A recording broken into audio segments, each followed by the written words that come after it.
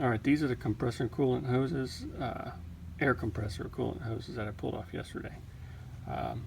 So this is a 1988 Wanderlodge, so 30 some years old. And I'm assuming these are probably original hoses. So you can see they didn't come out in one piece, and I barely moved them, and this is what happened. See, of course now it won't break when you want it to, but this one's pretty soaked in oil, so it might actually have, but you can hear it cracking, and it just snaps into, you know, there's barely anything left to it. Yeah, there. So if you have one of these buses, let's say if you want to drive it, I would move this up on your to-do list.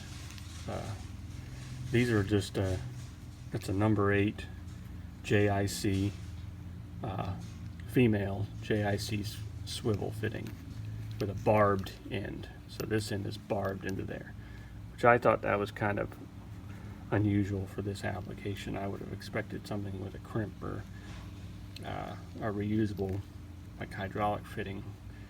I guess this is low enough pressure they could get away with this, but what's going to go back on there is going to be probably crimped hose. But yeah, so yeah, if you're going to do this, definitely I recommend doing this soon. So these, like I said, they have a number 8 JIC fitting on there. So the JIC number 8 is in 16ths. So 8/16, that means it's a ½ inch fitting. So that's how all the JIC, you know, a 16 is a 1 inch. But yeah, so that tells you what size in 16ths it is. And usually it's, yeah, you can see it just barely on there. Number 8. That's how you order those. They usually have, when you order this fitting, it usually has the size of the JIC fitting and then the back side too. So you can get different sizes. So they usually have a size for each one. So you could have a ½ inch barb with a number 8, or you could have a 3/8 barb with a number 8. So you have to be careful when you order those, because there's 2 different sizes you have to specify when you order those. So. Alright, so we got the new oil filter put on yesterday. The plug is back in the pan. Alright, so we're up under here greasing. I'm going to do this drive shaft. So I always keep a clean rag, wipe the nipple off. This nice little quick connect snaps on there. And then I've got my Milwaukee Schmoo squirter. This thing's got a setting on it where you can do the number of shots of grease. So that just does 3 shots. Give this.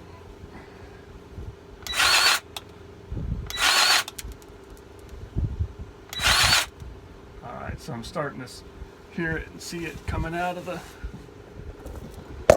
So I don't know if you can see that there, where it's coming out. It's hard to hold this camera and hold the light and everything else, but yeah, right in there you can see the grease coming out, starting to come out.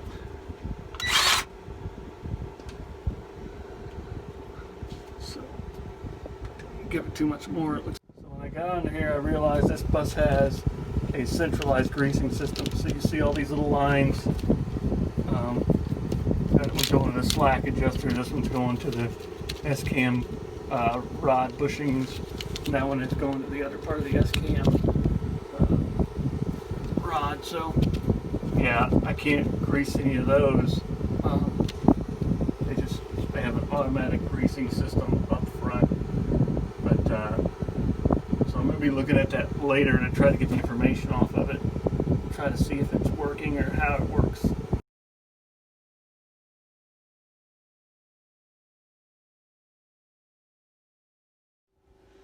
Alright, so we're up under the bus. We're just at the rear axle, the drive axle. So you can see here is the rear differential. So I'm going to be checking this differential oil while I'm here. The level of it, it looks like it's got a little bit of leak too, coming from this fill hole. So we're going to make sure it's at the proper level, and then we're going to put a little sealant on that plug before we put it back in so it doesn't weep like that anymore. So the other thing I wanted to point out on here that we're looking at is this is the air dryer. It's a AD9 Bendix air dryer. These are a real pain. You got to remove all these screws around to change the desiccant cartridge in it.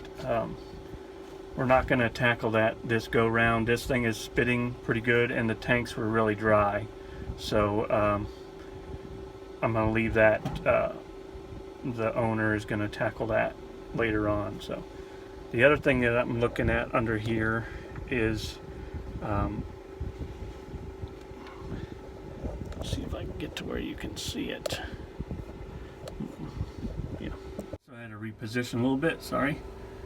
So the other thing I'm inspecting up here is called the panhard bar. So that's this guy right here. You see it's got a bushing there. Oh, I'm losing my focus here. Come on. There we go. Probably my finger, but so that's the panhard bar. It's got a bushing on either end. So one side connects to the chassis, that's the frame rail, and then the other side connects to your rear axle. Yep, over here. So that's the top of the rear axle housing. So that keeps your axle centered in the bus. And when you're at ride height, it should be perfectly straight across, horizontal. So right now it's lifted up because the tires are up on blocks, so it's pushing it up high. But that should be horizontal, is the desired position when you're traveling, because it actually, you know, because of its length, it actually moves the axle left and right just a little bit. But you want to check these. What I did was I just put a pry bar up under them and tried to move them, and these seem to be in pretty good shape. This bus has only about 60,000 miles on it, so I just put a pretty good pry bar under there and then just try to get it, see if it's got any movement in it at all. Like I said, these seem to be pretty good, and that's all good.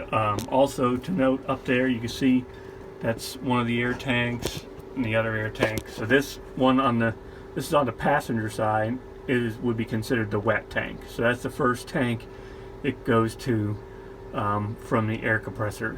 That's kind of an old term because back in the day you didn't have an air dryer. All you had was that wet tank for the water to settle out in, and you had to drain it.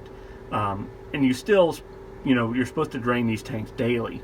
Unfortunately, the way these are built, they put these drains up in here, and it's almost impossible for an owner to crawl under here daily and drain these. So it's kind of it's just a poor design. I'm going to recommend to the owner that what I did was I extended these down to the side of the bus where you can reach them with some DOT line, so you can drain them daily.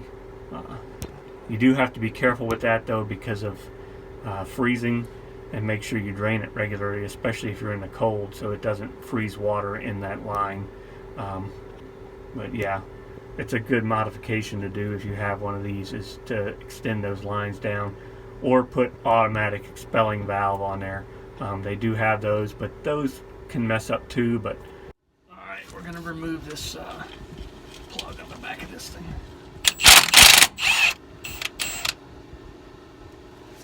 Okay.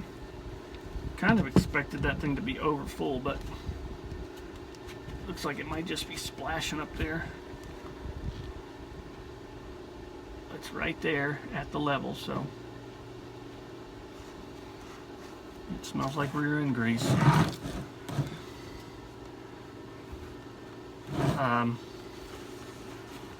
85, 140, I think is the recommendation on these rear ends. Check your Wanderlodge manual. We'll have it in there. If you don't have it on there, ask on the Wanderlodge forum. There's a lot of people on there who know. But these rear ends are pretty common to Wanderlodge R125 NX, and then usually a number. This is a R125 NX 8 in this bus.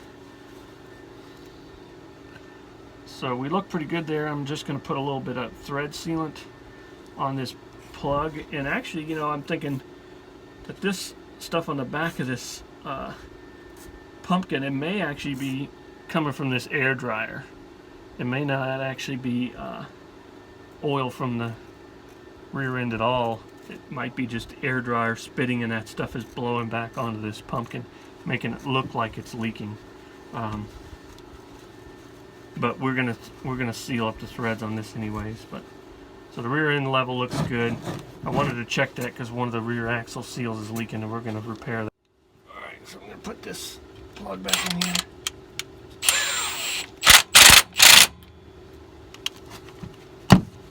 Put a little bit of sealant on there. Another thing I want to mention to check too on your rear end, on your rear differential, this is the vent cap. So just make sure that's nice and free and is allowed to vent air, because if that vent is plugged up, it'll cause leaks on your axle seals, and it'll force that fluid out. Once this fluid starts to heat up in this rear differential, it expands, and the air actually heats up and expands, and you know, it's got to have somewhere to go. So that's why they have a vent on them. So you want to make sure that vent is clear, so that way it's not pushing it out the seals, it's pushing it out that vent. Alright, so we're at the other end of the drive shaft, closer. This is the transmission right here. So obviously this is a pusher, so it's a little backwards, so just toward the back of the bus. So then you have two grease fittings here. This right here is what is called the slip yoke. So it's a spline shaft that allows the drive shaft to expand and contract. So as it moves, as the rear axle moves up and down, because it's moving in an arc, it has to either extend or contract to account for that. So that's what the slip yoke does. So that's what this grease zerk goes to, the slip yoke, and then this one back here is for the universal joint.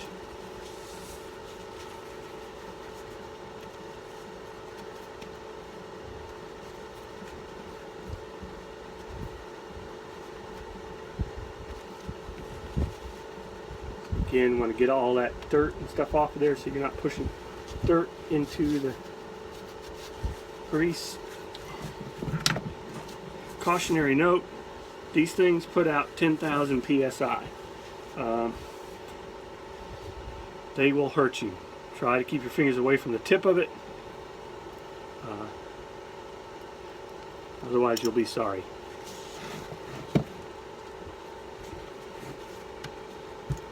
I have a lock on this thing.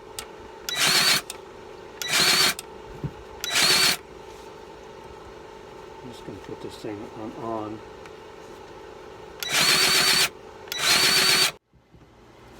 Alright, so we got grease in the slip yoke. We're going to put a little grease in.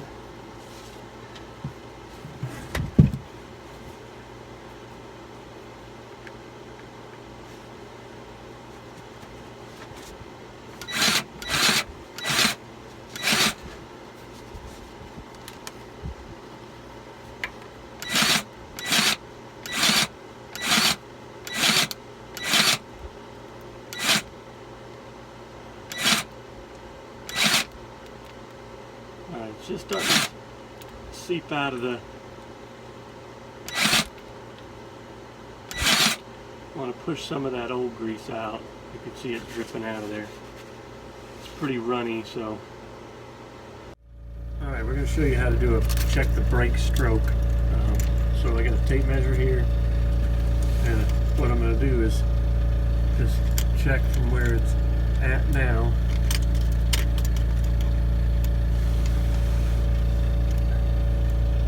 I've got it bobbed down in there. It's about where that nut is, so I'm going to measure it to the front of that nut. You can see in there. And you want about 1.75 inches, 1.5 inches is good. You don't want to go any more than 2 inches. I'm gonna hit the brakes and hold it. Hit the brakes and hold it.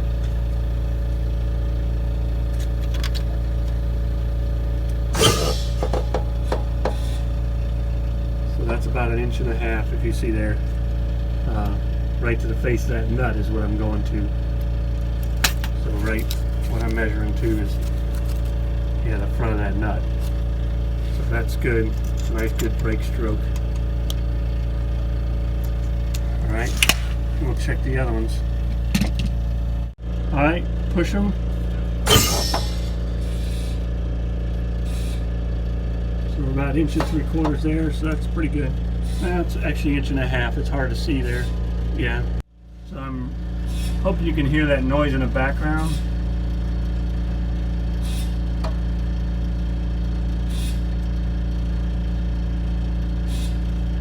It's kind of cyclic. That's what somebody was describing on the forum. I was going to play it back for them.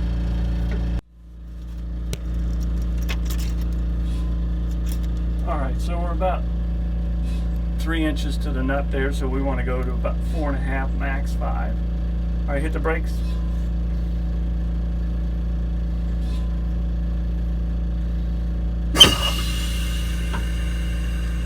So 4.25, that's perfect. Alright, hit the brakes. So about 4.25 again, 4 3/8, perfect. Right in the zone. So if you want to look at these, it's actually, see how that thing is actually almost at a right angle or just before, that's where you want it to be. Yeah, that's what the perfect stroke is. So alright, so here's a view. That's the drive axle airbags.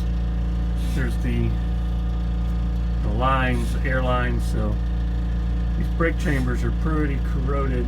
I would say that'd be a good thing in the future to replace the airbags from sitting. But eventually need to be looked at. I'm checking out the brake linings. You can kind of see through there. Just make sure that there's plenty of meat on them. That looks like they're good. It's kind of hard to see them on the drive axle. A little easier on the tag there. It's the other side. Again, just checking all the lines. Checking all these valves, make sure there's no mud daubersness built up on them. We kind of did a lot of this already. When we initially brought this thing, took this thing on the road. I did an overview of the brake system before we left. So something to look at. A lot of you that haven't done brakes yet, but so this lower cylinder or unit is for the parking brake release. So that goes to the parking brake section. You can tell that because it's only got 2 lines coming off of it. The one up above it, it's got 4 lines coming off of it. That's the service brakes. So that does both the drive axle and it goes back to the tag axle brakes. So that's how you know the difference at the back, which one is which. I don't know if it's hard to see. Get a good camera angle on that thing. You can see it, but yeah, the top one has 4 air lines. So those are brake relay valves. So you got little lines that come from the brake. So this one comes from the push-pull valve, the little one on the dash that you release the brake, parking brake with. So that uses air pressure, and it sends air pressure to the brake chamber to pull the parking brake spring back. These are spring brakes. So that uses the air pressure to push the spring back to allow the service brakes to operate. So that releases the parking brake. The parking brake is a big strong spring in here. If you notice, this is actually an older style chamber that actually allows you to take the spring brake half apart. That's really dangerous. Do not ever take that apart. That spring is under huge tension. It's enough to hold a 40 or 50,000 pound bus in place. So you can imagine that spring is super strong. New cans are not, they don't have bolts there. They're formulated and crimped into one, so you can't mess with that. And then the other line here is the service brake. So that's like a regular chamber, and it uses air pressure. The air forces that arm out, which actuates the brakes. So we're also inspecting under here, and this is the tag axle airbag. So you can see they're in pretty bad shape. This material is just coming right off. So we have this, the owner wants to go ahead and have these bags replaced. So we're going to have new bags put on. Going to go ahead and replace these tag axle airbags. Alright, we're going to check these are the front chambers. Hit the brake.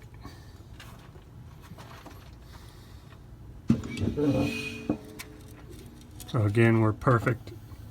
1 3/4, 1.5 inches, right in the zone. Release.